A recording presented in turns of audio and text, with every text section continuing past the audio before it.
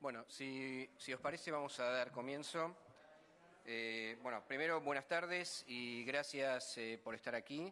Bienvenidos y bienvenidas una vez más a esta serie de charlas que organizamos en el marco del programa Mestizajes del Donostia International Physics Center, en las que exploramos las fronteras entre distintas disciplinas.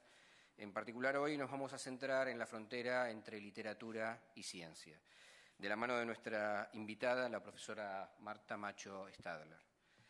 Antes de pasar a la presentación, me gustaría comentaros que esta charla en particular se enmarca también dentro del concurso de relatos de inspiración científica denominado Inspiraciencia, que son estos volantes que os dieron a la entrada, organizado por la Unidad de Cultura Científica del CSIC, del Consejo Superior de Investigaciones Científicas.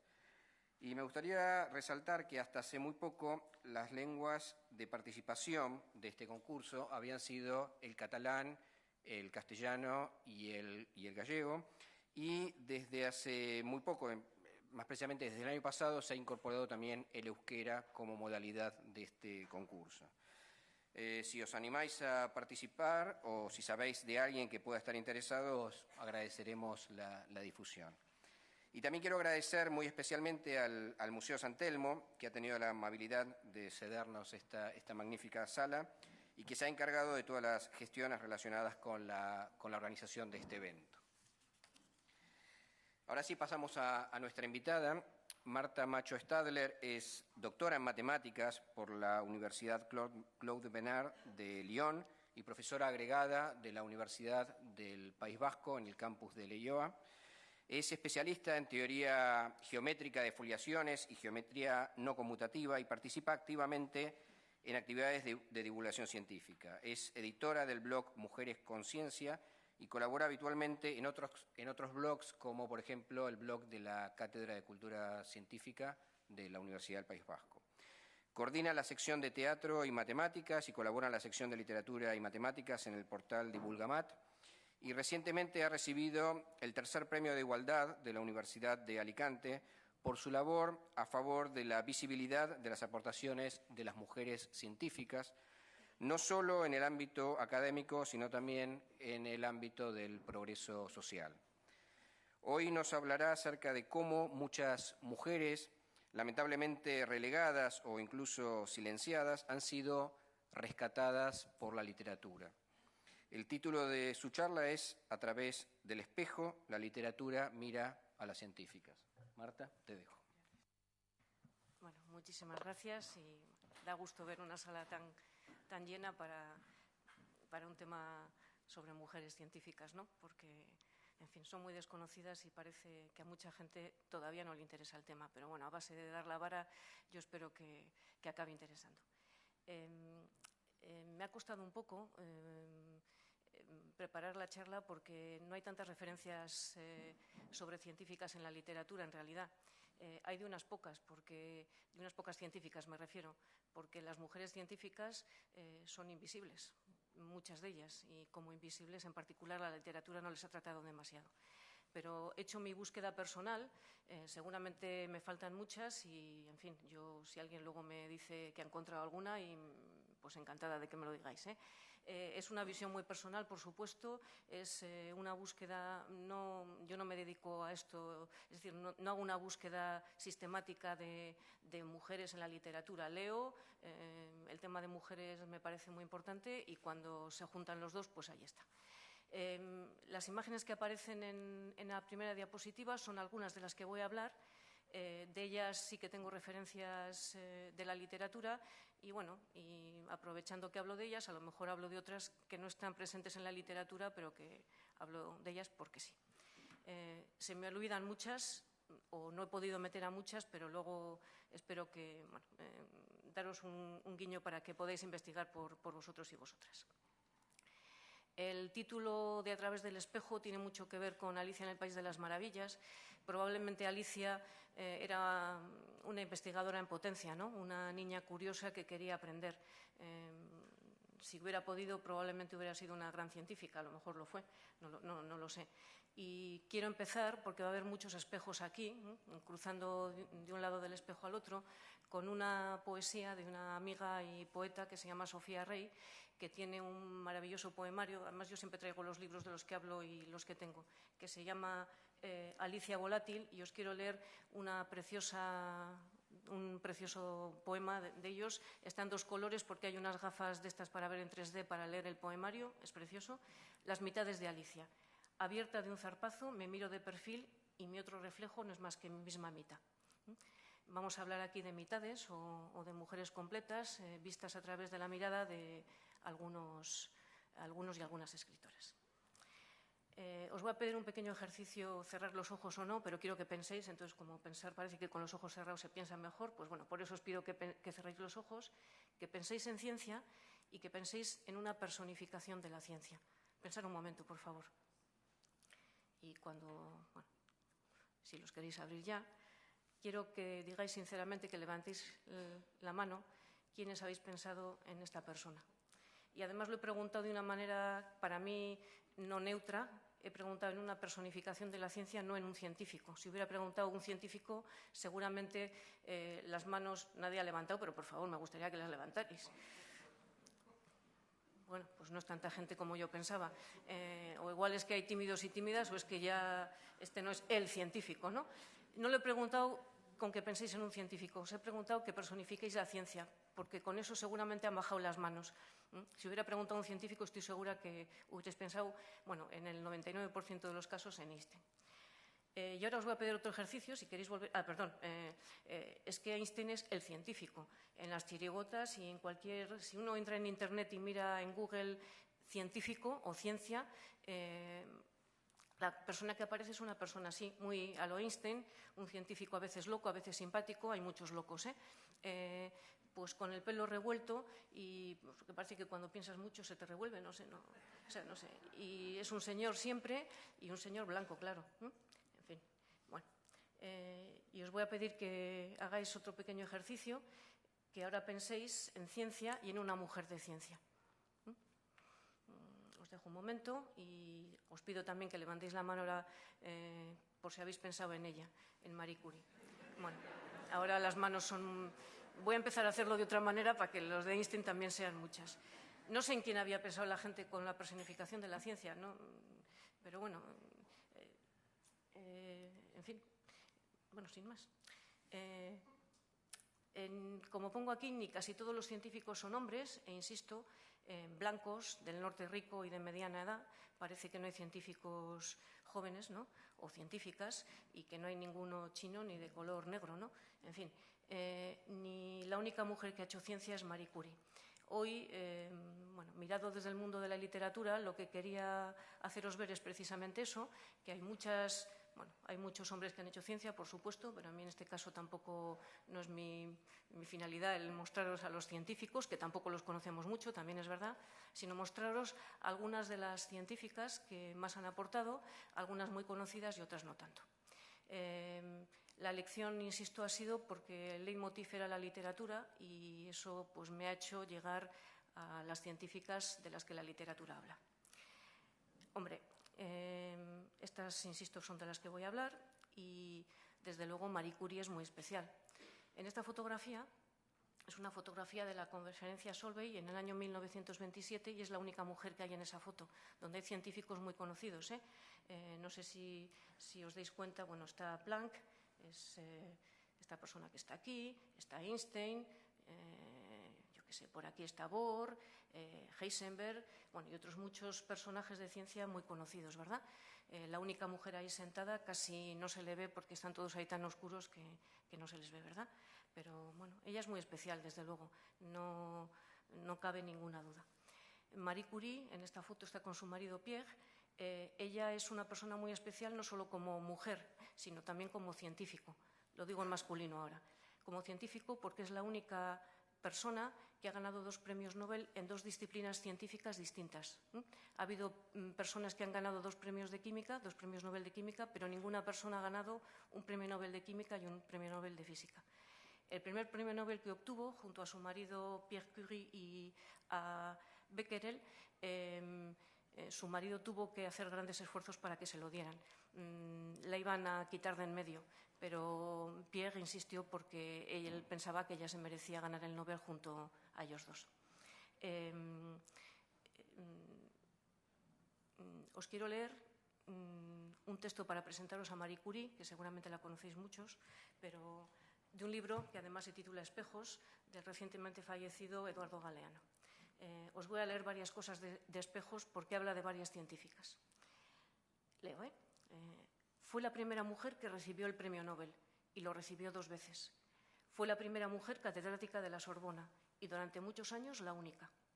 Y después, cuando ya no podía celebrarlo, fue la primera mujer aceptada en el Panteón, el portentoso mausoleo reservado a los grandes hombres de Francia, aunque no era hombre y había nacido y crecido en Polonia. A finales del siglo XIX, Marie Sklodowska y su marido Pierre Curie descubrieron una sustancia que emitía 400 veces más radiación que el uranio. Lo llamaron polonio, en homenaje al país de Marie. Poco después inventaron la palabra radiactividad y comenzaron sus experimentos con el radio 3000 veces más poderoso que el uranio. Y juntos recibieron el premio Nobel. Pierre ya tenía sus dudas. ¿Eran ellos portadores de una ofrenda del cielo o del infierno?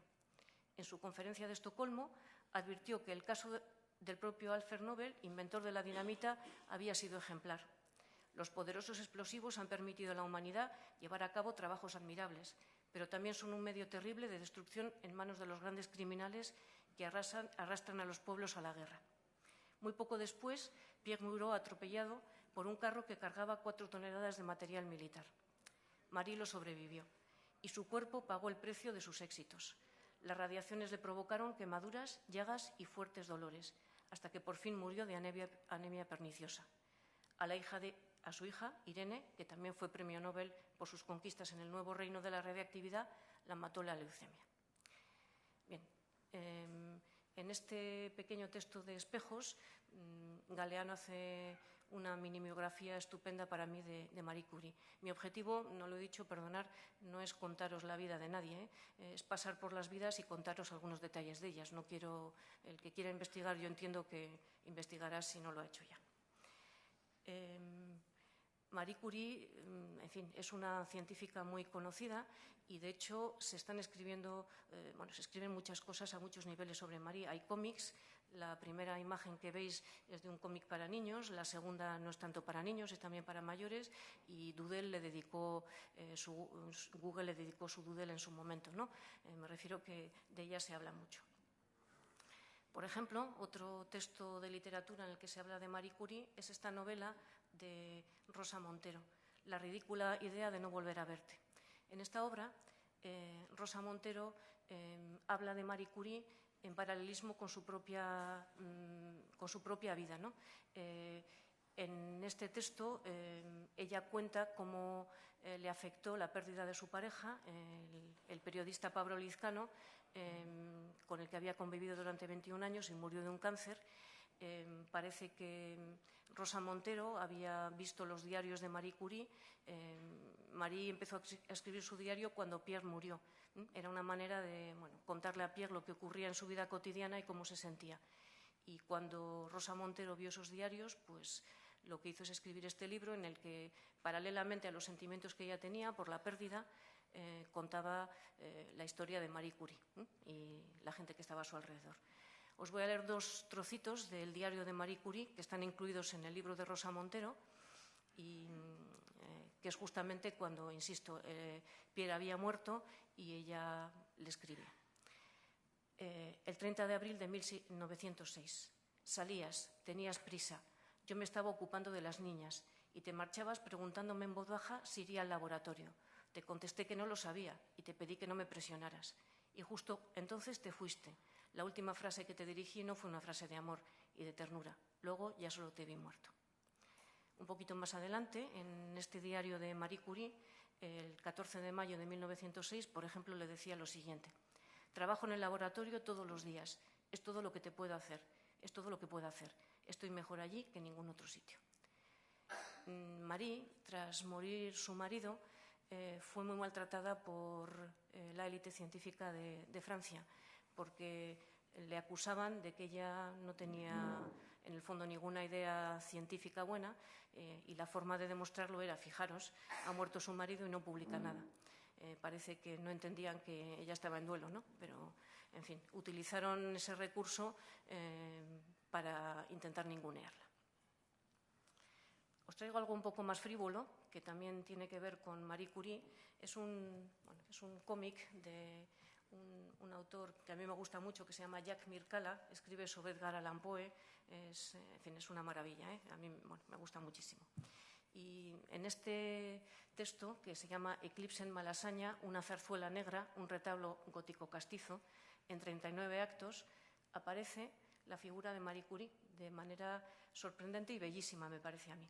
Entonces, os voy a contar los 3 actos en los que aparece y el guiño maravilloso que hace Jack Mircalla a esta mujer. En el acto 22, bueno, la historia es una historia de que hay un eclipse en Madrid, en el barrio de Malasaña, y bueno, mueren varios personajes y hay varios malentendidos, ¿no? Entonces, uno de los personajes que aparece es precisamente doña Marieta Corín, es en el acto 22. Esta mujer era una mujer, es la que aparece allí, elabora en su laboratorio, lo leo, es del texto auténtico. Elabora en su laboratorio toda suerte de preparados, ungüentos, bálsamos y emplastos. Los alérgicos, los asustadizos, los afectados de melancolía acuden en búsqueda de un remedio a su consulta. La persona con la que está es el comisario, que está enamorado de ella y, en fin, va allí como para hacerse tratar, pero en el fondo es para estar con ella, ¿no? Y si os fijáis en este dibujo tan maravilloso, bueno, hay detalles estupendísimos. Por ejemplo, hay una cabeza con esta cabeza de aquí, que es una cabeza de frenólogo. Es decir, Marieta aquí no aparece, pero la ponen como una alquimista, ¿no? Era como una especie de maga, una especie de bruja que se dedicaba a aliviar los males que fueran. Y si os fijáis aquí hay una silla, en la que dentro de un momento os voy a explicar qué hacía en ella. Bueno, en esta historia de Eclipse en Malasaña hay uno muy malo, muy malo, muy malo, que es Mezquino. Es este señor que está aquí, y ella le practica una radioterapia, veis ahí, que está puesta Marieta con sus gafas para quitarle su maldad, ¿no? Entonces, os leo lo que dice en el texto sobre esta Marieta. Los jueves acude Mezquino a la consulta de Marieta Corín. La doctora le administra una terapia eléctrica con emulsiones de sales de radio con la que pretende aplacar su malignidad extrema. Mezquino, ella se pasa un poco con la dosis, parece, de radiactividad esta que le da, y dice, Mezquino, encolerizado, jura venganza, pero no tendrá ocasión para ello, pues la sesión de radio que acaba de recibir ha de resultar mortalmente definitiva. Y en el acto 33 ya aparece la figura explícita de Marie Curie. Mezquino está ahí tirado, no sé si lo veis, se ha quedado ahí como un poco chafado el hombre, y es justo en el momento que se produce la eclipse en Malasaña. Y os leo lo que dice Jack Mircalla en este momento. La alquimista Marieta Corín sale en ese instante de la farmacia donde compra los productos químicos con los que trabaja. El descubrimiento que acaba de hacer Marieta la sorprende e ilumina. El eclipse, visto a través del fiambre transparente, el del muerto, le hace ver todo claro. La fórmula química por ella descubierta posee una sorprendente cualidad que habrá de revolucionar la medicina. Moratalaz, es el comisario, no ignora el motivo de la muerte de Mezquino y sabe que si es descubierta, Marieta será juzgada y condenada. Su nueva documentación la identifica como Marie Curie, súbdita polaca emigrada a París y casada con el inexistente doctor Pierre Curie. Esa misma tarde, purgando con el destierro el desliz del involuntario crimen, Marieta habrá de partir a París convertida en una mujer nueva. Bueno, me parece precioso. Y Marie Curie está en este cuento gótico castizo, como alquimista y descubridora de esta maravilla que hace avanzar la medicina. Marie, como cita Galeano en su texto, tuvo, bueno, no solo una hija, tuvo 2, os voy a hablar de las 2. Irene, la mayor, también fue científica, aparece en esa imagen con su madre y un poco más adelante con su marido, Frédéric Joliot-Curie, y ganó en el año 1934, en el 35, el Premio Nobel de Química porque consiguió junto a su marido producir artificialmente elementos radiactivos. Ella también murió de cáncer. Su otra hija se llama Eva. Eva no era científica, Eva fue escritora y tiene un libro dedicado a su madre, bueno, a sus padres, pero sobre todo habla de su madre, y quiero leeros 3 trocitos de ese texto de Madame Curie, que es como se titula, está traducido a castellano además este texto, en el que Eva habla con una admiración y un cariño increíble de su madre. Cuando yo nací, mi madre tenía 37 años. Cuando estuve en la edad de conocerla bien, era una anciana ilustre. Y no obstante, fue la ilustre investigadora lo que más me extrañó de ella, sin duda alguna porque la idea de serlo no ocupaba el espíritu de Marie Curie. En cambio, me parece haber vivido siempre al lado de la estudiante pobre y soñadora que fue María Sklodowska, mucho antes de que yo viniera al mundo. En el instante mismo de su muerte, María seguía pareciéndose a aquella joven. Una tenaz, brillante y larguísima carrera no había logrado engrandecerla, disminuirla, santificarla o envilecerla. En su último día era todavía dulce, obstinada, tímida, curiosa de todos lados, aquí hay algo mal, como en los tiempos de los oscuros comienzos.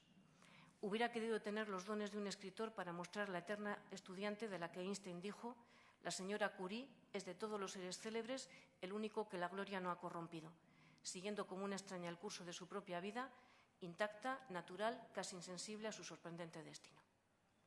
Bueno, Eva habla de su madre. Esta es Hélène Langevin-Joliot, es la hija de Irene y de Frédéric. Ella también es científica, es nieta de Marie Curie, es física nuclear y, siguiendo el ejemplo de sus padres, es una militante activa, como lo fueron sus padres y sus abuelos, en diferentes causas, en particular en la utilización pacifista de la energía atómica. Es la última mujer de la saga de los Curie, de momento. Os traigo aquí, un poco forzándola, a esta mujer. Es una mujer china y la traigo porque es conocida como la primera dama de la física o la Madame Curie china, por eso la traigo, o Madame Wu. Esta también es una científica que sufrió la invisibilidad de 2 maneras distintas. En primer lugar, por ser mujer y, en segundo lugar, por ser oriental. Ella fue expulsada del proyecto Manhattan en un momento en el que se estaba precisamente desarrollando la guerra mundial. Los japoneses habían bombardeado Pearl Harbor y la gente no distinguía entre los chinos y los japoneses, me refiero, todos son orientales y por lo tanto ella era un enemigo, ¿no? Ella sufrió en este momento. Wu, esta mujer, demostró que el principio de paridad, que más o menos, yo no soy física, con lo cual igual lo digo fatal, pero bueno, me perdonáis si no os importa, más o menos el principio de paridad quiere decir que se conservan las propiedades de un sistema frente a una simetría especular. Bueno, pues ella demostró que este principio de la paridad, que parece que era algo que en física se aceptaba de manera unánime, no se cumplía en la naturaleza. Por este trabajo, 2 de sus colegas, estos 2 señores, Dao Li y Chen-Ning Yan, recibieron el Premio Nobel de Física en el año 1957, quedando ella excluida del Premio Nobel.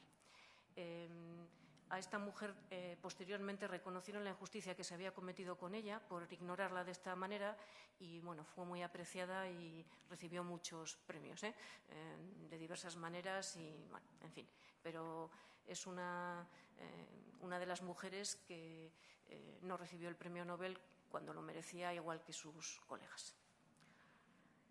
Os traigo también a esta mujer, Lise Meitner. Lise Meitner formó parte del equipo que descubrió la fisión nuclear, logro por el cual Otto Hahn recibió el Premio Nobel de Química en 1944 sin citarla a ella. Einstein la llamaba nuestra Madame Curie o la Madame Curie alemana. Por eso la he traído, porque es otra Madame Curie. Pero es que Lise Meitner también compartió espacio con Marie Curie.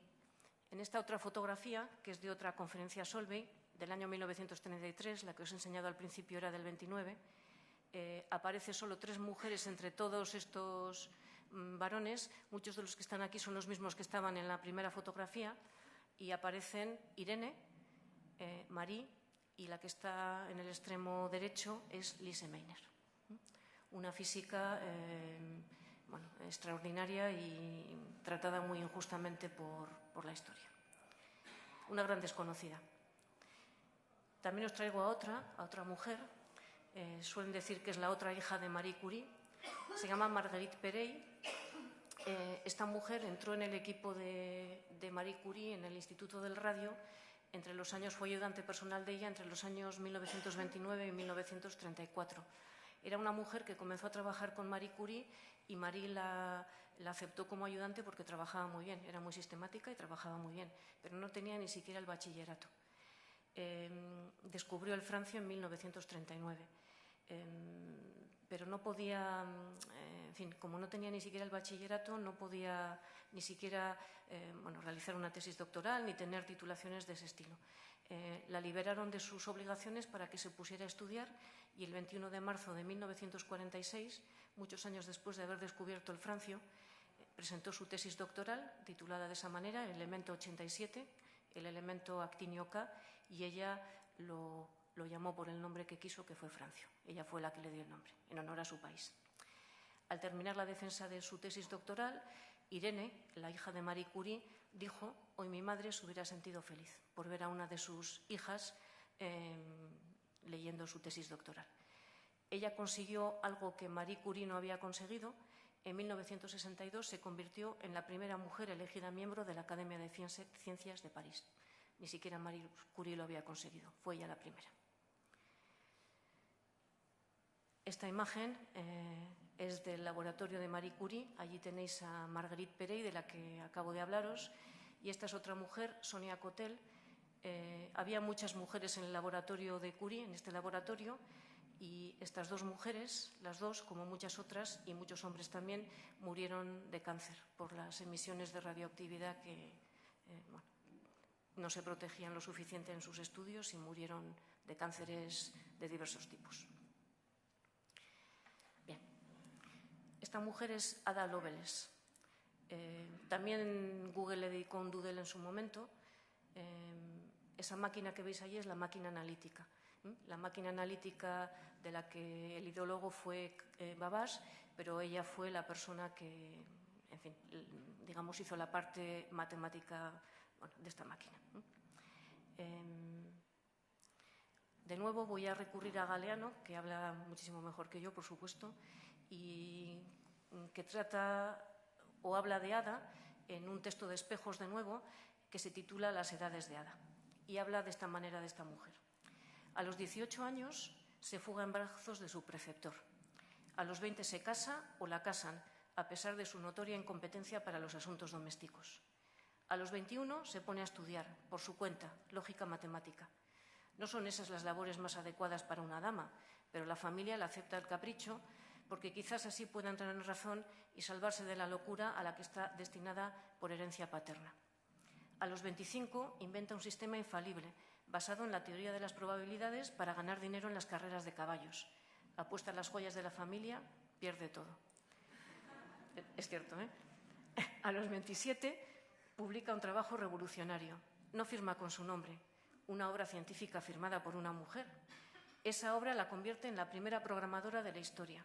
Propone un nuevo sistema para dictar tareas a una máquina que ahorra las peores rutinas a los obreros textiles. A los 35 cae enferma. Los médicos diagnostican histeria, es cáncer. En 1852, a los 36 años, muere. A esa misma edad había muerto su padre, Lord Byron, poeta a quien nunca vio. Un siglo y medio después se llama Ada, en su homenaje, uno de los lenguajes de programación de computadoras. Bien, de nuevo, este pequeño resumen que hace Galeano de la vida de Ada es bastante significativo. Como pone allí, Ada era la hija de Lord Byron.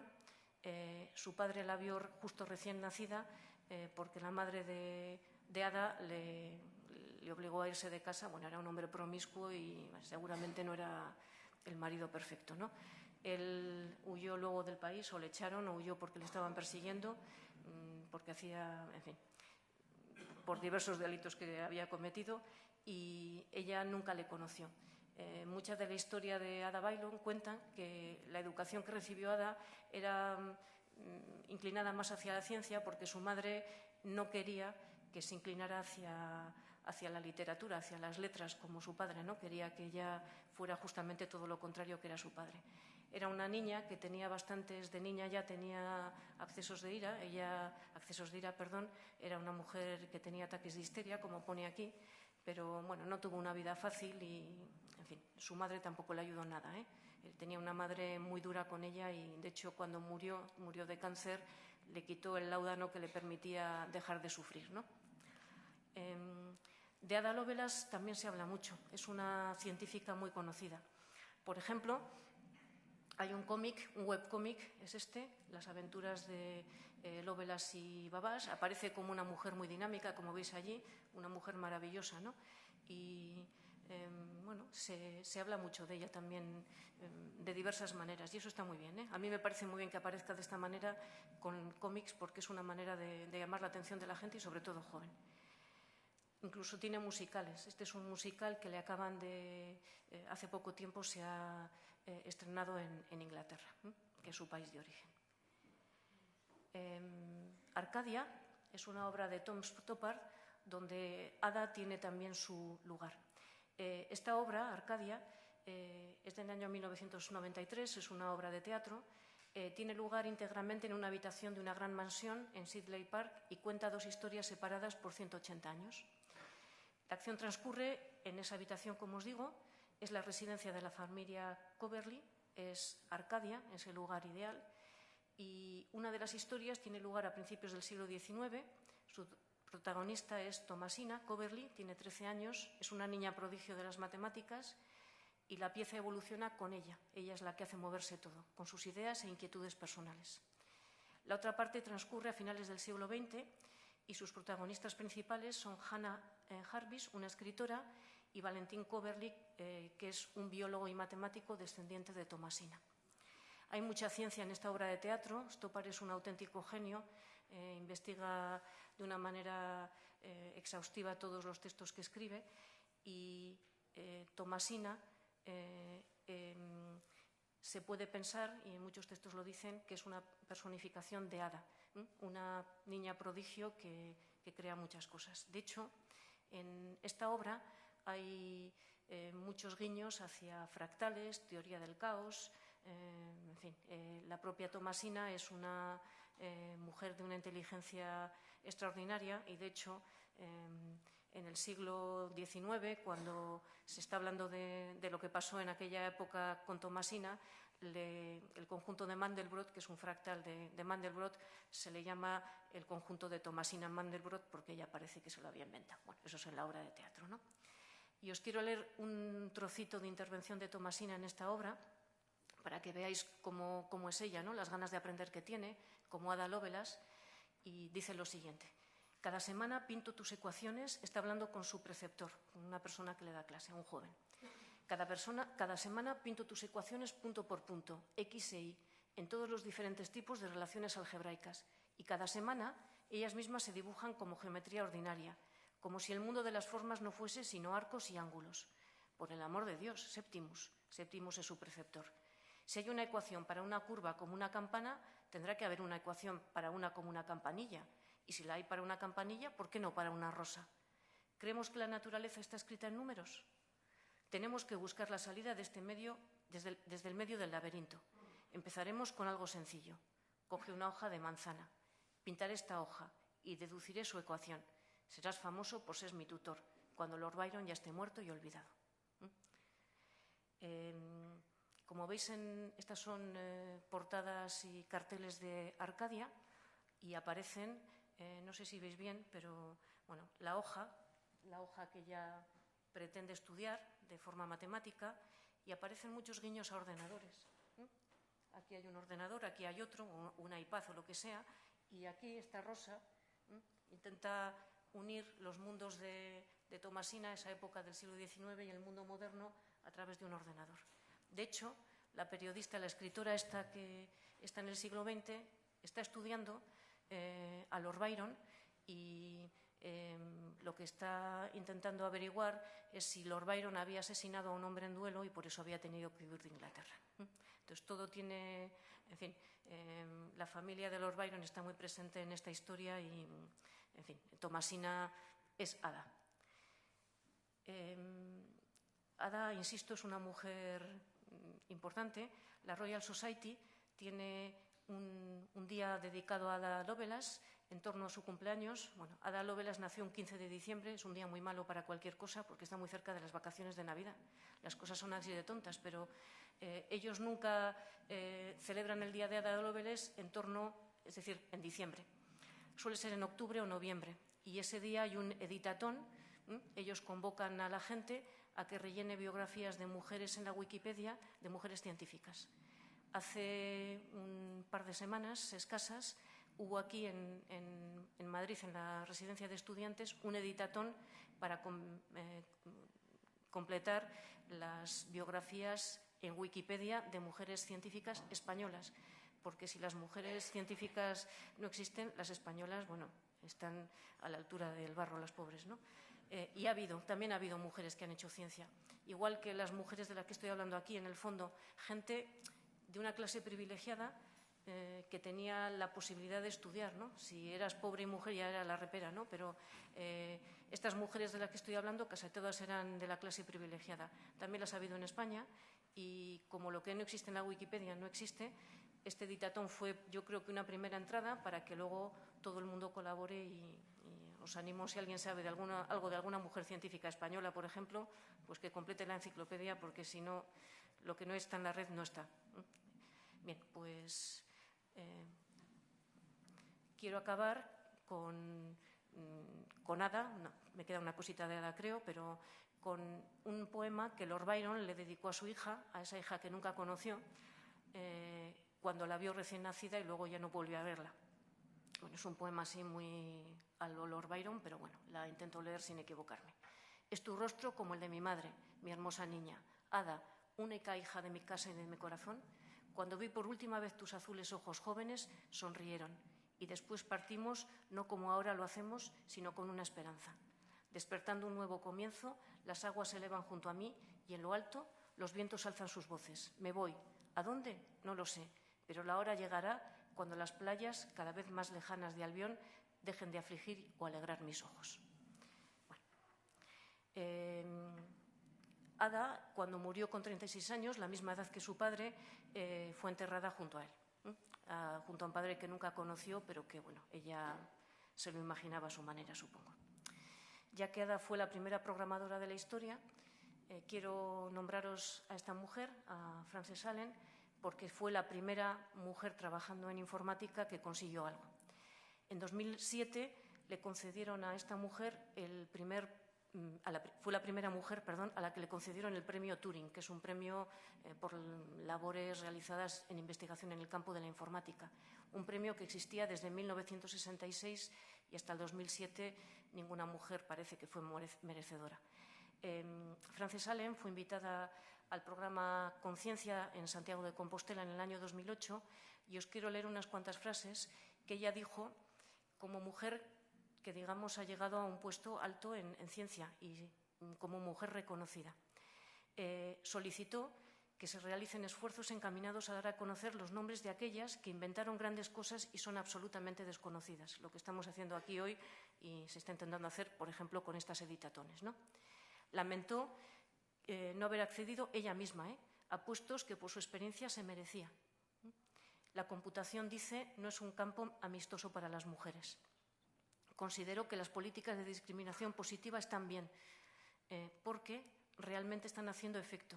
Después de tiempos muy duros para la mujer en las ciencias, ahora se empiezan a romper barreras. Muchas mujeres que llegan a puestos importantes en ciencia no están a favor de las políticas de discriminación positiva, pero ella lo está. La computación, dice, empezará a interesar a las mujeres cuando sea útil socialmente. Y comentaba también que es frustrante que las mujeres no vean reconocido su trabajo, por lo que apostó por que se promueva y reconozca su labor. Algo que es obvio, pero está bien que lo diga una persona que está arriba, porque a veces cuando una o uno llega arriba parece que se le olvida lo que ha pasado por el camino, ¿verdad? Pues está muy bien que lo diga. Solo porque lo sepáis, el premio Turing, que por primera vez en 2007 se le concedió a una mujer, solo se le ha concedido otras 2 veces a mujeres, en el año 2008 a Bárbara Liskov y en el año 2012 compartido con un señor a esta mujer, Safrira Goldwasser. Bien, esta es Émilie du Châtelet, una marquesa, con una vida de marquesa. Bueno, pero no es verdad del todo. Este libro, Las instituciones físicas, es un libro que ella escribió, con lo cual pues tampoco era una marquesa al uso, ¿verdad? Bueno, quiero leeros un par de frases de su discurso de la felicidad, en la que se queja del maltrato hacia las mujeres, sobre todo a la hora de poder estudiar. El prejuicio que nos excluye a las mujeres de las ciencias me pesa profundamente. Siempre me ha sorprendido que haya grandes naciones con leyes que nos permiten controlar su destino. Pero no hay ni un solo lugar donde se nos permita pensar.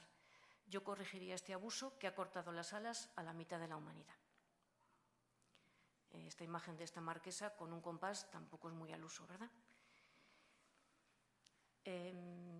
Y os quiero leer otra antes de deciros otra cosita. Por esta razón de independencia, el amor al estudio es de todas las pasiones la que más contribuye a nuestra felicidad, dice. En el amor al estudio se encuentra encerrada una pasión a la que nunca son totalmente ajenas las almas elevadas, las de la gloria. Diríase incluso que esta es la forma adquirida para la mitad del mundo, y es esa mitad del mundo precisamente a la que la educación deja sin medios, haciendo imposible su goce. Bueno, Émilie du Châtelet, la marquesa, es sobre todo conocida porque tradujo al francés los Principia Mathematica de Newton. Newton tenía escrita su obra en latín y además Newton era conocido por ser un gran chapucero. Vamos, no le quito ningún mérito, no creo. Newton era un genio, pero no perdía mucho tiempo en escribir con demasiado rigor sus escritos. Eso significaba que, además de escribirlos en latín, y mucha de la población no tenía el conocimiento de la lengua, no explicaba demasiado bien las cosas. En la traducción, Émilie, además de cambiar el idioma, aclaró muchos de los conceptos que Newton no había explicado suficientemente. Émilie es conocida también por ser la amante de Voltaire. Yo le suelo dar la vuelta porque me gusta más decir que Voltaire era el amante de la marquesa de Châtelet, porque bueno, de hecho ella le protegió.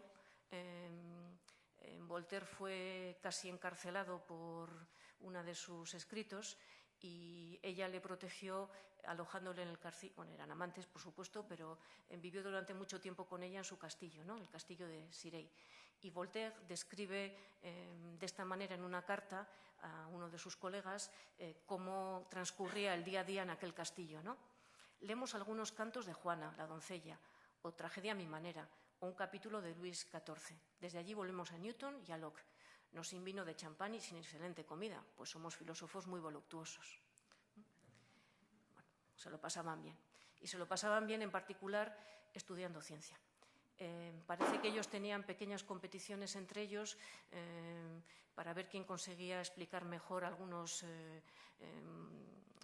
motivos de ciencia, y ella le ganaba con mucho, pero Voltaire la admiraba muchísimo por sus capacidades.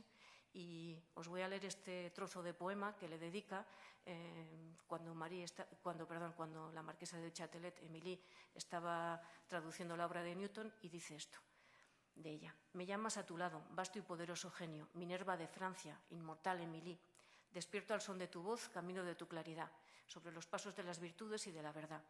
Abandono al melopomén y las funciones del teatro, aquellos combates, aquellos laureles que idolatré tanto. De aquellos vanos triunfos mi corazón ya no se conmueve. Bueno, una marquesa muy especial, con un amante muy especial y bueno, que hizo grandes contribuciones. Otra mirada desde la literatura de la vida de Émilie du Châtelet es esta ópera, que la he traído porque bueno, su compositora es una mujer bastante conocida en el mundo de la música. Es un monodrama, es una obra en la que solo Émilie habla de su vida, y el libreto es además de un gran escritor, de Amin Malouf. Se estrenó hace no mucho, en el año 2010, en la Ópera de París. Émilie no solo tradujo la obra de Newton, como os pongo aquí, se le considera como una de las primeras mujeres científicas. Además de traducir la obra de Newton, añadiendo comentarios, como os he dicho antes, realizó estudios propios, como la disertación sobre la naturaleza y la propagación del fuego, y un trabajo que presentó a la Academia de las Ciencias de París, o las instituciones de física, cuya imagen os he enseñado al principio. Bueno, una marquesa muy especial, insisto. Bien. Me paso a Hipatia y la presento de esta manera porque seguramente la película de Amenábar, Ágora, con sus incorrecciones científicas e históricas, aunque tuvo asesores históricos muy importantes, hizo conocer al gran público la figura de una mujer que seguramente no era muy conocida. Ella es Hipatia. Y de nuevo, Galeano, en sus Espejos, hace una pequeña reseña sobre esta mujer. Va con cualquiera, decían, queriendo ensuciar su libertad. No parece mujer, decían, queriendo elogiar su inteligencia. Galeano es muy fino, ¿eh? Lo que dice, lo dice muy bien. En fin, esto hay que leerlo con cuidado, porque, en fin, lo leo, pero lo chafo, seguro. Bueno, pero numerosos profesores, magistrados, filósofos y políticos acudían desde lejos a la escuela de Alejandría para escuchar su palabra. Hipatia estudiaba los enigmas que habían desafiado a Euclides y a Arquímedes y hablaba con la fe ciega, indigna del amor divino y del amor humano. Ella enseñaba a dudar y a preguntar, y aconsejaba: defiende tu derecho a pensar. Pensar equivocándote es mejor que no pensar. ¿Qué hacía esa mujer hereje dictando cátedra en una ciudad de machos cristianos? La llamaban bruja y hechicera, la amenazaban de muerte. Y un mediodía de marzo del año 415, el gentío se le echó encima y fue arrancada de su carruaje y desnudada y arrastrada por las calles y golpeada y acuchillada. Y en la plaza pública la hoguera se llevó lo que quedaba de ella. Se investigará, dijo el prefecto de Alejandría. Bueno, Cirilo ordenó la muerte de Hipatia porque molestaba, sencillamente,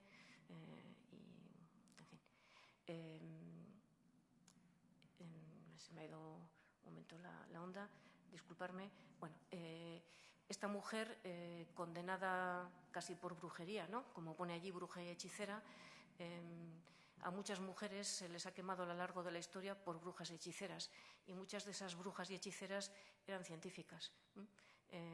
¿Por qué las quitaban de en medio? Pues porque molestaban.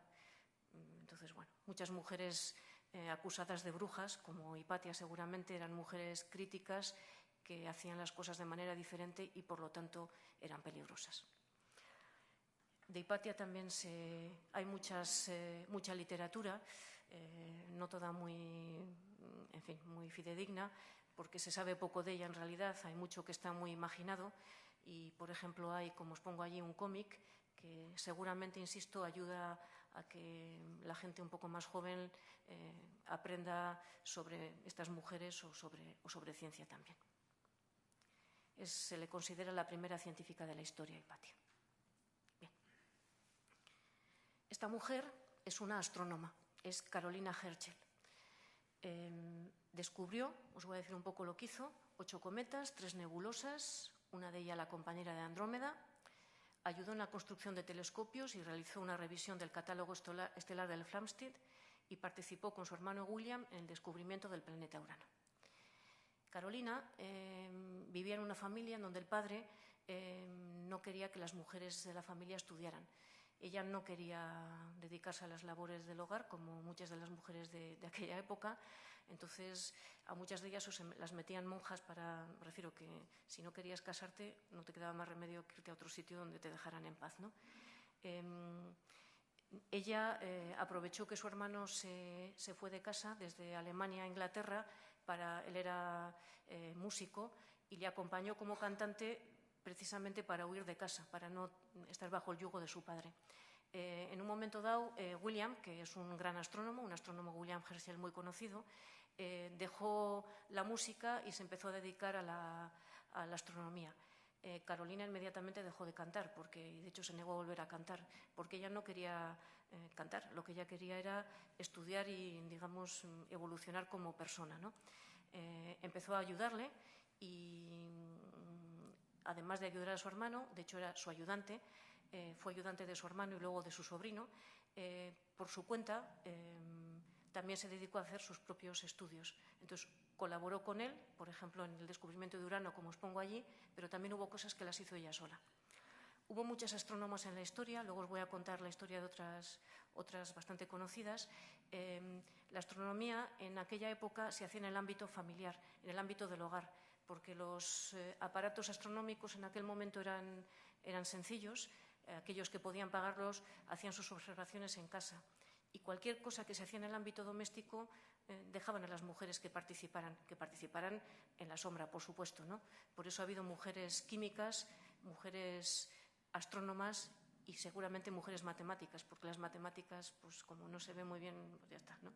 Ahí estaban ocultas y no molestaban. Ha habido muchas astrónomas que han aportado mucho, muchísimo, desconocidas y ya seguramente irrecuperables. Bueno, a Carolina os la quiero traer a través de un texto de una dramaturga estadounidense que se llama Terry Owen, que tiene este libro maravilloso que se llama Voces desde el Pozo.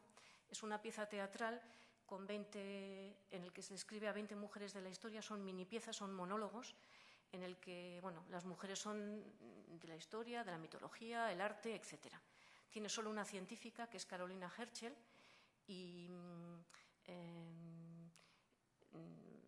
os quiero traer una traducción, este libro no está traducido al castellano, un monólogo que tradujeron unos compañeros de la Universidad de Vigo, dos matemáticos, Carmen Quinteiro y Miguel Ángel Mirás, y tras esta traducción hicieron un vídeo educativo del que os voy a enseñar unas imágenes mientras leo unos trozos bastante duros, pero que muestran desde la visión de la autora. Esto no quiere decir que sea la realidad, sino la visión de la autora, de Terry Owen, de la vida que tenía Carolina al servicio de su hermano. La actriz esta que hace este monólogo es Paloma Saavedra.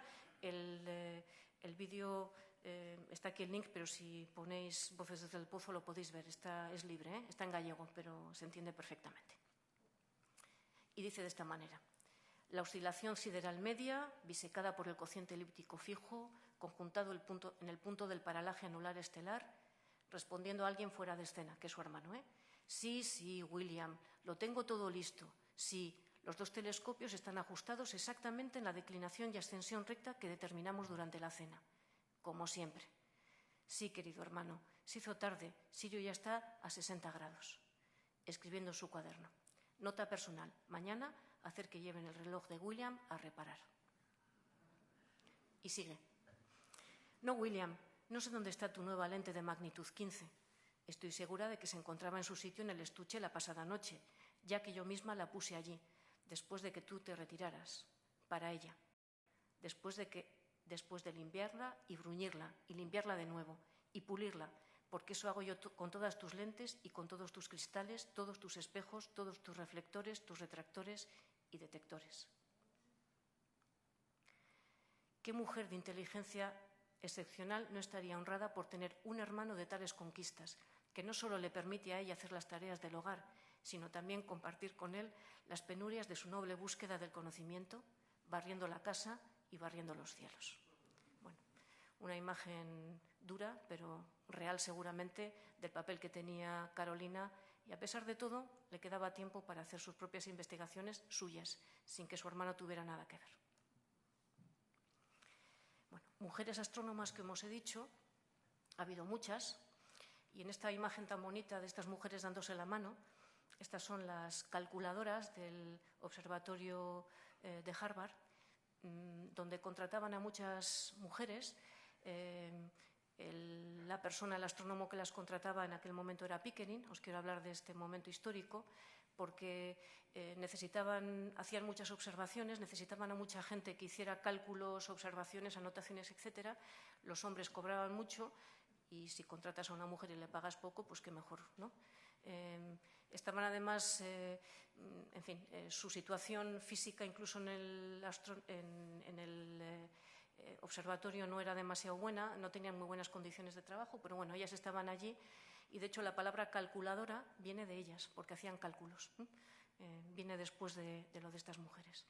En esta imagen, no sé si os dais cuenta, bueno, en la de las manos hay dos hombres en la esquina y en la imagen que tenéis aquí hay un grupo de mujeres con un hombre. Él es Pickering, el famoso astrónomo. Es Edward Charles Pickering, y este grupo de mujeres, como veis allí, él observando, había una mujer que mandaba sobre las astrónomas, que era bastante sargento parece, y estaban ellas, las calculadoras, haciendo su labor, y a este grupo de mujeres calculadoras que cobraban una miseria y muchas de ellas murieron sin ningún reconocimiento, se le llamaba el harén de Pickering. Pues muy gráfico y, en fin. Os recomiendo, porque están muy bien estos vídeos, el Instituto de Astrofísica de Andalucía sacó hace ya un par de años o 3 una serie de un videoblog que se llama El diario secreto de Henrietta Leavitt. Henrietta Leavitt era una de las astrónomas del harén de Pickering. Unos maravillosos vídeos en los que, en un tono humorístico, se cuentan cosas de astronomía, pero vistos a través de las mujeres, sobre todo de Henrietta, que era una gran astrónoma, a través de las mujeres que trabajaban en ese especial harén, el harén del astrónomo Pickering. Entonces, está muy bien. Bien. Esta es Sophie Germain, matemática y física. Una mujer que tiene su calle en París y, de nuevo, Galeano viene a ayudarme para hablar de esta mujer en un texto que es maravilloso. Se llama Mudanza de nombre y, de nuevo, es de sus espejos. Aprendió a leer leyendo números. Jugar con números era lo que más la divertía y en las noches soñaba con Arquímedes. El padre prohibía. No son cosas de mujeres, decía. Cuando la Revolución Francesa fundó la Escuela Politécnica, Sophie Germain tenía 18 años. Quiso entrar. Le cerraron la puerta en las narices. No son cosas de mujeres, dijeron. Por su cuenta, solita, estudió, investigó, inventó. Enviaba sus trabajos por correo al profesor Lagrange.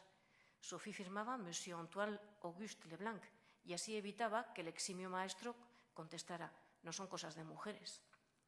Llevaban 10 años carteándose, de matemático a matemático, cuando el profesor supo que él era ella. A partir de entonces, Sophie fue la única mujer aceptada en el masculino Olimpo de la ciencia europea. En las matemáticas, profundizando teoremas, y después en la física, donde revolucionó el estudio de las superficies elásticas. Un siglo después, sus aportes contribuyeron a hacer posible, entre otras cosas, la Torre Eiffel. La torre lleva grabados los nombres de varios científicos. Sophie no está. En su certificado de defunción de 1831 figuró como rentista, no como científica. No son cosas de mujeres, dijo el funcionario. Bueno, efectivamente, en la Torre Eiffel hay 72 nombres de científicos e ingenieros, todos hombres, por si alguien lo dudaba, y el propio Eiffel parece que sugirió al menos un gran porcentaje de estos nombres. No está Sophie Germain como no está ninguna otra mujer. Bueno. Sophie se carteó con muchos otros científicos, por ejemplo con Gauss, también con seudónimo, para que no le rechazaran de entrada. Y quiero que escuchéis estas palabras que Gauss le dedica a Sophie en una carta.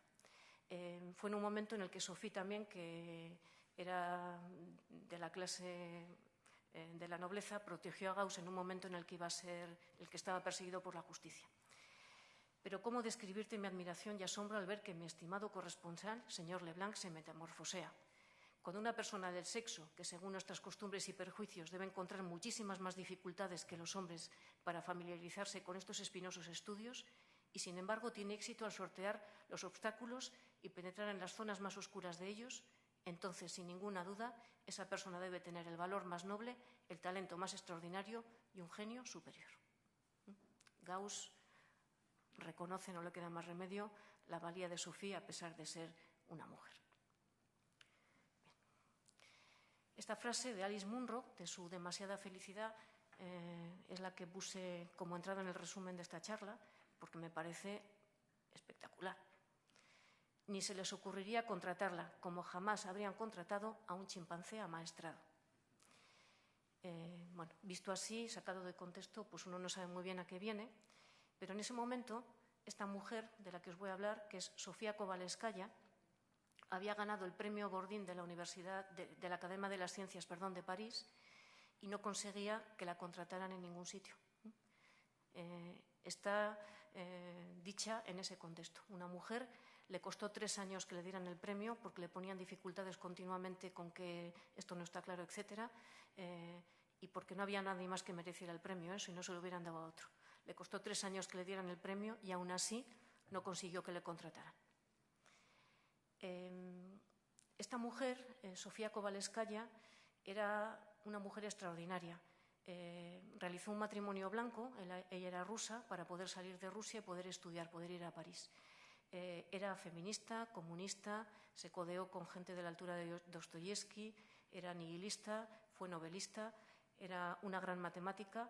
Y quiero leeros esta frase, he traído también, este es el texto de una nihilista, es su autobiografía, una frase preciosa en la que se refiere a un matemático que es Karl Weierstrass. Dice lo siguiente: uno de los matemáticos más eminentes de nuestro siglo ha dicho con gran acierto que es imposible ser matemático si no se tiene alma de poeta.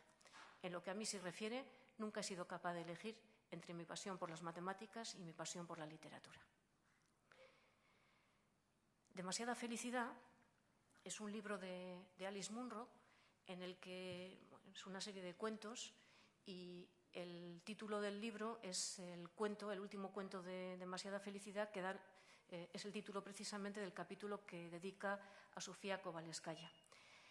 Alice Munro comenta que descubrió a Sofía mientras realizaba una búsqueda en la Enciclopedia Británica y le sedujo por su personalidad, por esta doble vertiente, esta tan mestiza, ¿verdad?, de matemática y de novelista.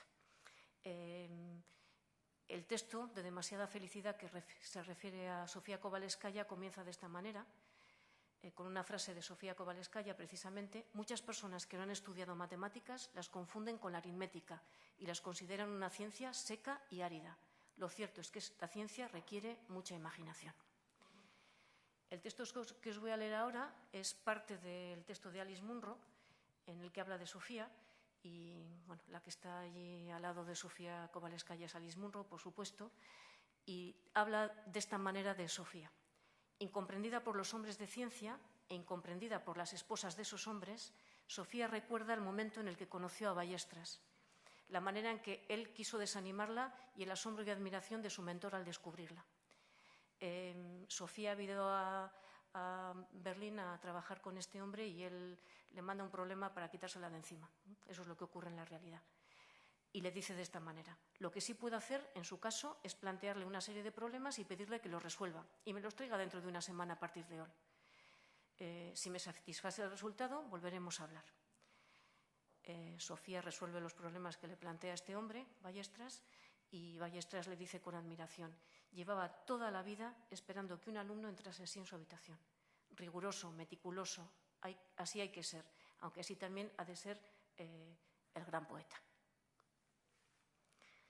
Sofía, además de ser todo esto que os he dicho, su mayor éxito matemático, como os digo, fue la investigación sobre la rotación de un sólido alrededor de un punto fijo. Por este trabajo obtuvo el premio Bordín de la Academia de Ciencias, la rotación, por ejemplo, de una peonza, pero también hizo estudios sobre los anillos de Saturno y también os he puesto esta fórmula, no sé si lo reconocéis, pero para los que han estudiado matemáticas a lo mejor les suena, es el famoso teorema de Cauchy, que siempre se ha llamado de Cauchy y ahora ya se llama por fin el teorema de Cauchy-Kovalevskaya. Bien. Y esta es la última mujer de la que os quiero hablar, es una mujer contemporánea, es Jill Tarter, es también una astrónoma. Lleva más de 40 años trabajando para el proyecto SETI, de búsqueda de vida extraterrestre, inteligente no en la Tierra, sino fuera, investigando... Bueno, y dentro igual también habría que investigar, pero bueno, investigando con radiotelescopios para intentar encontrar algún tipo de señal que pueda haber sido emitida por algún tipo de inteligencia extraterrestre. Quizá no la conozcáis así, quizá, no lo sé, pero igual conocéis a esta imagen. Ella es Jodie Foster.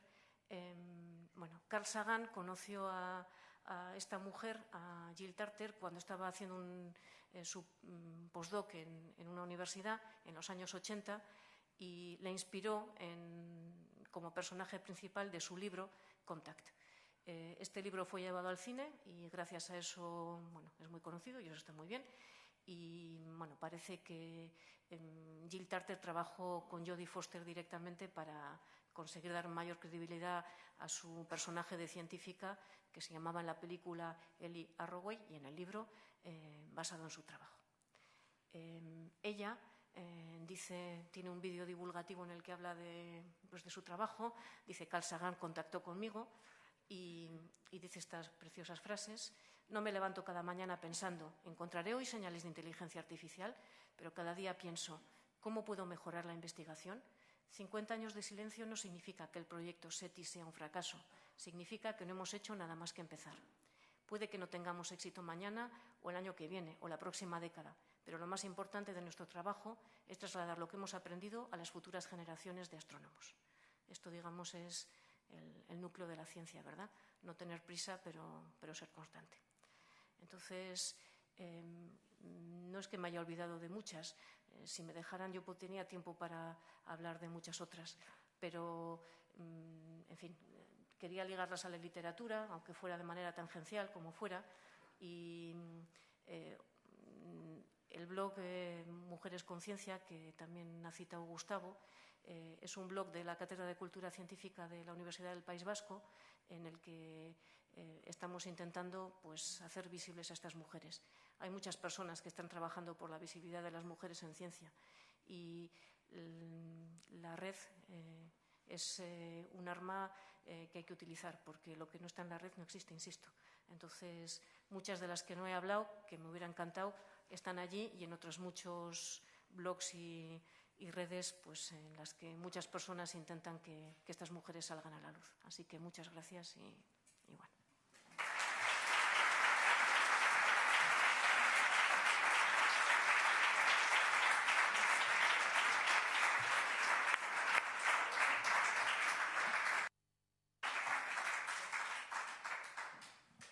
Bueno, muchísimas gracias, Marta, por tu charla y por este repaso acerca de las científicas silenciadas por los hombres, ¿no? Y por la historia. Tenemos tiempo para debate, para preguntas, para comentarios, así que si alguien quiere comenzar. Están todos muy tímidos hoy, tímidas. No es por los hombres, así dicho como tú. Esto muchas veces cuando se hablan en foros con hombres, aquí hay bastantes hombres, de verdad. Sí. Parece que es una pelea entre hombres y mujeres, no es eso, para nada. Visibilizar a alguien no significa meterse con el de al lado. Entonces, es cierto que los hombres han invisibilizado a las mujeres porque son los que han mandado siempre, pero... Tenemos una pregunta de un caballero por ahí.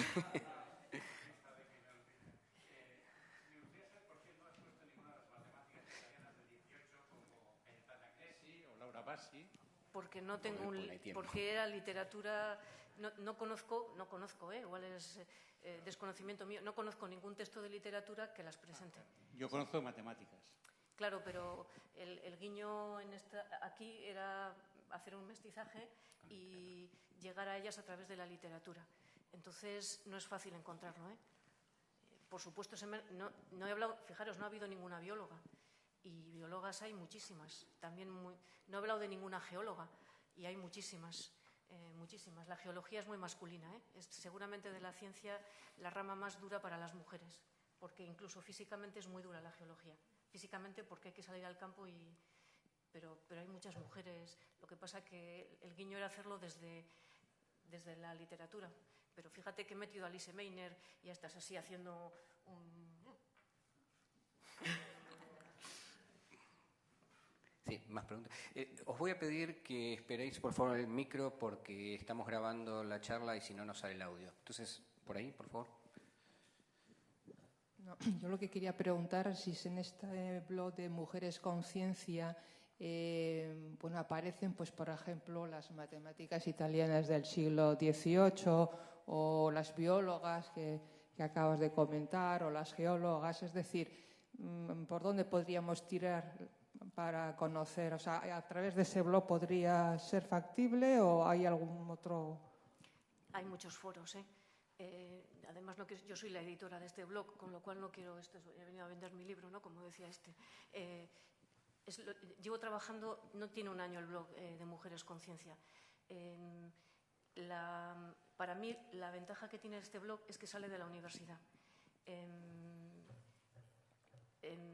Si yo tengo un blog sobre mujeres, es altamente probable que muchos ni siquiera lo miren porque es un blog de mujeres como hay muchos.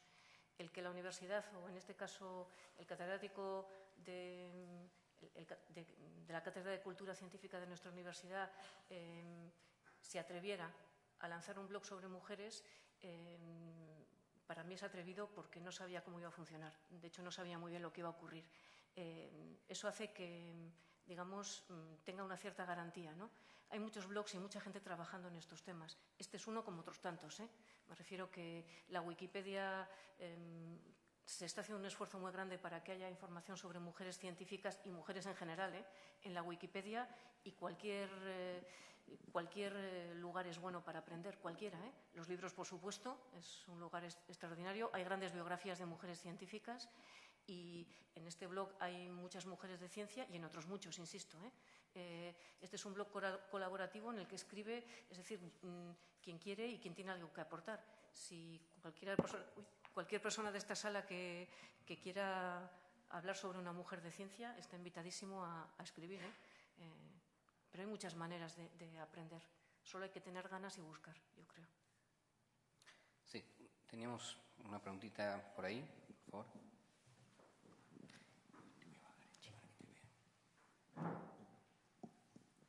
Yo no tengo ninguna pregunta, simplemente quiero felicitar a Gustavo y a Marta. Yo creo que es la mejor ponencia de mestizajes a la que he estado asistiendo. Nada más. La felicitación es a Marta, yo no hice más que presentarla.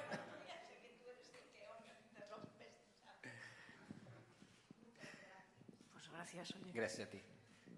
Creo que había una pregunta por allí al fondo, por favor.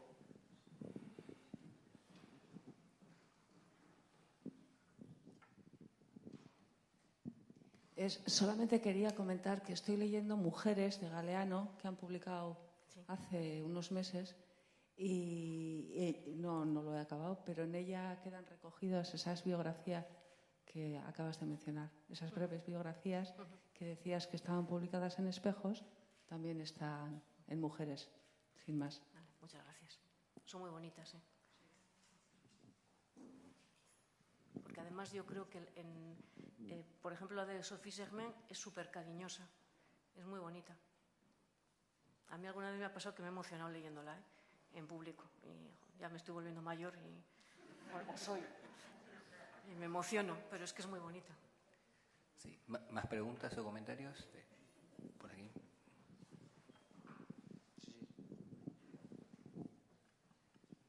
No, ¿está encendido? Sí. Marta, ¿son raras las mujeres de talento? No, no son raras.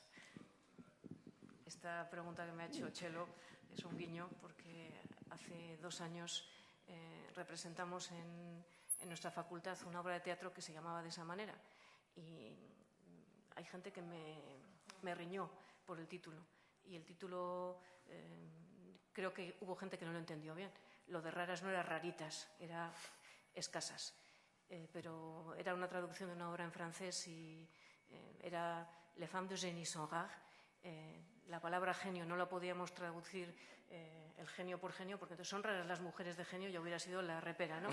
Pero, ¿por qué no? Porque todo el mundo dice, no, pues tenéis muy mal genio, lo típico, ¿no? Bueno, pues vale. Pero no, yo creo que las mujeres de talento son abundantes, en fin, yo creo que todas, ¿no? Sobre todo por ganas de aprender y de aportar. Bien. ¿Más preguntas?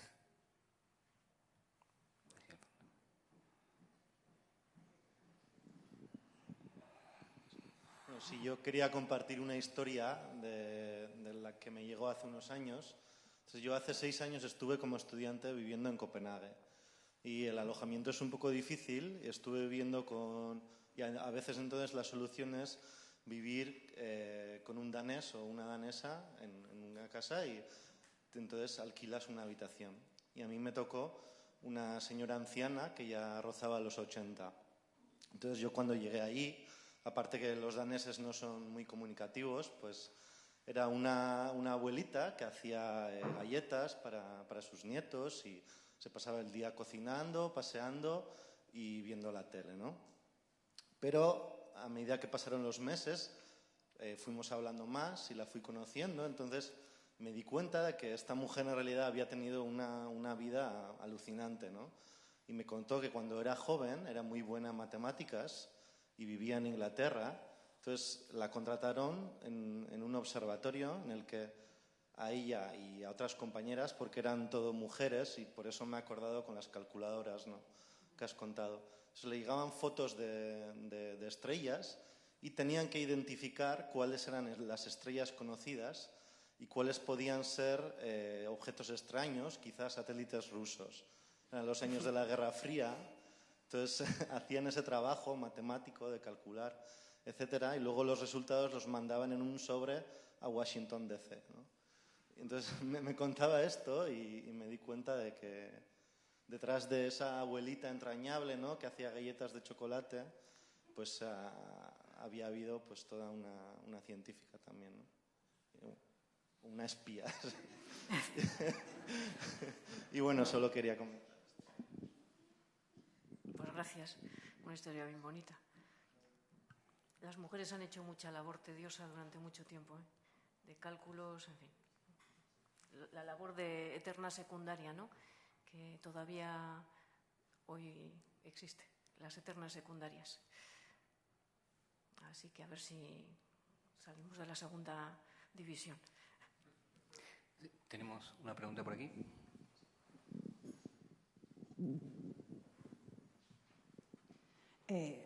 Cuando has hablado de las calculadoras, lo has dicho en castellano, pero en castellano, en inglés es computers, las mujeres.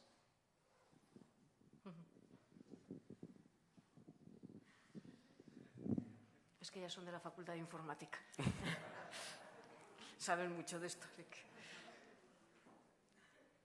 ¿Más preguntas o comentarios?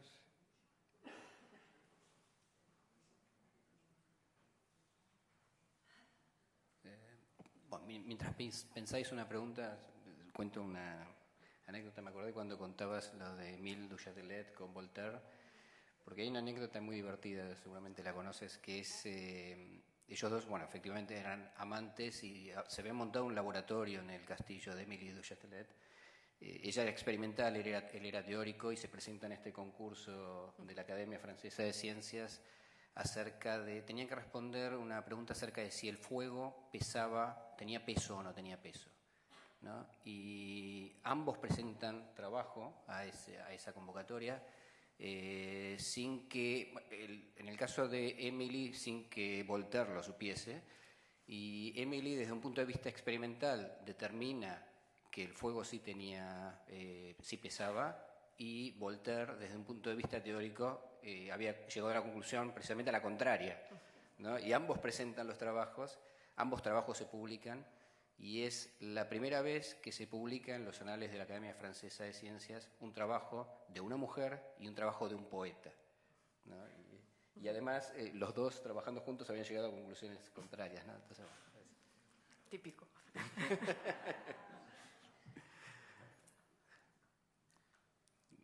¿Más preguntas o comentarios? Bueno, nada, agradecemos, Marta, nuevamente por esta charla.